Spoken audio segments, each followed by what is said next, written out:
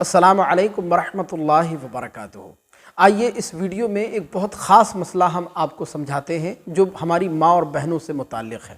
مسئلہ یہ ہے کہ جب بھی قربانی کے دن قریب آتے ہیں تو ہماری وہ مائیں بہنیں جو پیریڈ کی حالت میں ہوتی ہیں، جن کو حیض و نفاس آ رہا ہوتا ہے، وہ بڑی کنفیوز ہو جاتی ہیں کہ پیریڈ والی حیض و نفاس والی عورتیں ناپاکی کی حالت میں کیا قربانی کا گوشت یا قربانی کی نیاز و فاتحہ کا کھانا پکا سکتی ہیں یا نہیں، یا اس کھانے کو یا قربانی کے گوشت کو وہ ناپاکی کی حالت میں کھا سکتی ہیں یا نہیں۔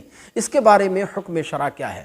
تو آئیے اس ویڈیو میں اس مسئلے کو بہت آسان انداز میں سمجھتے ہیں۔ آپ سے گزارش ہے کہ اس کلپ کو آگے ضرور شیئر فرمائیے گا تاکہ ہماری تمام مائیں بہنیں اس مسئلے کو اچھی طرح سمجھ سکیں۔ دیکھیں، اچھی طرح ذہن نشین فرما لیں کہ عورت جو ناپاک ہوتی ہے تو عورت کی ناپاکی کی دو وجوہات ہوتی ہیں۔ پہلی وجہ تو یہ ہے کہ یا تو عورت جنابت کی وجہ سے ناپاک ہوتی ہے یا پھر حیض و نفاس کی وجہ سے ناپاک ہوتی ہے۔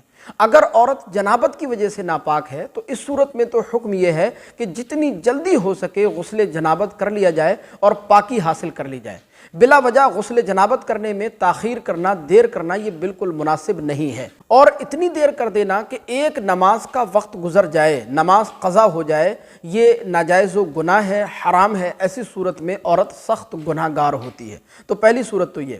دوسری صورت یہ ہے کہ اگر عورت حیض و نفاس کی وجہ سے ناپاک ہے، اس کو مینسز آ رہے ہیں، اس کو پیریڈ ہو رہے ہیں، پیریڈ کی وجہ سے وہ ناپاک ہے۔ تو دیکھیں، پیریڈ کے معاملات یہ ہیں کہ زمانہ جاہلیت میں تو ایسا ہوتا تھا کہ جس عورت کو پیریڈ آتے تھے، جو حیض و نفاس کی حالت میں ہوتی تھی، اس کو بڑی منحوس چیز سمجھا جاتا تھا۔ وہ لوگ اس عورت کو نہ اپنے ساتھ کھلاتے تھے، نہ اس کے ساتھ بیٹھ کر کھانا کھاتے تھے، نہ وہ کھانا پکا سکتی تھی، نہ وہ اپنے شوہر کے ساتھ لیٹ سکتی تھی، اور نہ لوگوں سے وہ مل سکتی تھی۔ اس پر بین لگا دیا جاتا تھا، پابندی لگا دی جاتی تھی۔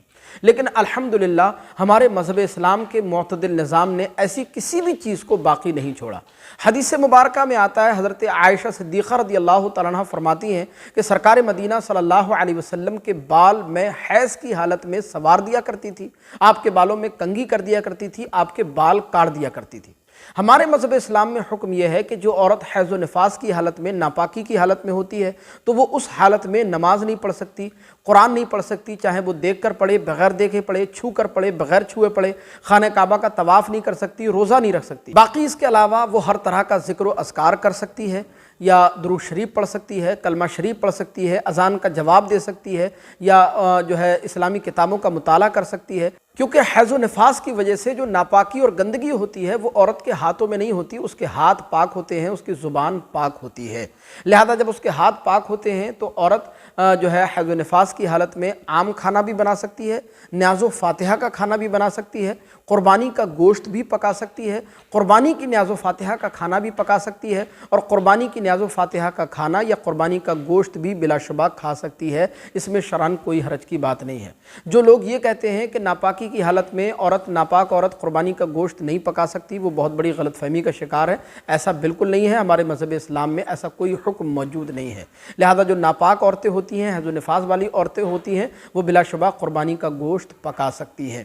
ہمیں امید ہے یہ مسئلہ آپ بخوبی سمجھے ہوں گے۔ کوئی سوال اگر آپ کو پوچھنا ہے تو کمنٹ باکس میں ہمیں ضرور بتائیے گا۔ السلام علیکم ورحمۃ اللہ۔